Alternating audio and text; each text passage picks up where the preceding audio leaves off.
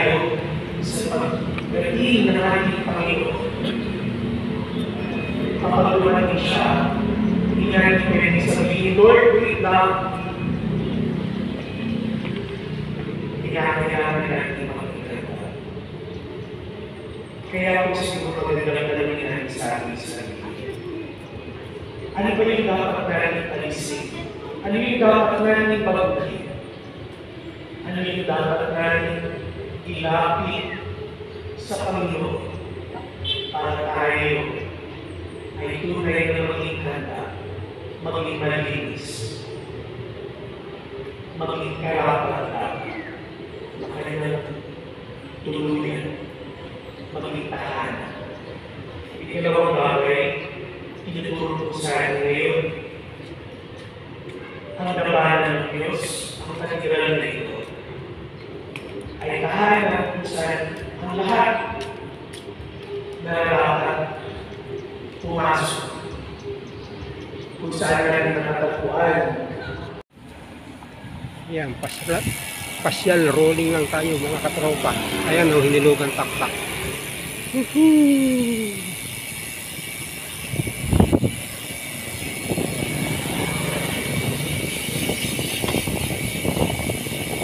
Ayun o, bubuyog.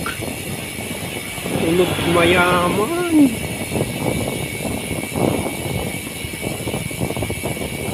Hoy, kayong dalawang aso, nagde-date pa kayo ha. Sige lang, kailangan tayo may mabili kahit isa. Yun, minamitik, nakapititan pa tayo. So, konti bikers ngayon ha.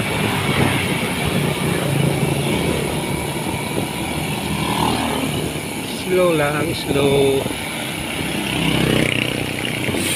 Oh, ang tulin niya. Deke naman, simple.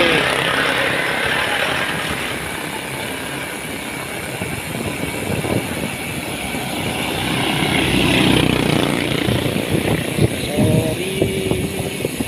Pwede ba? Yan o.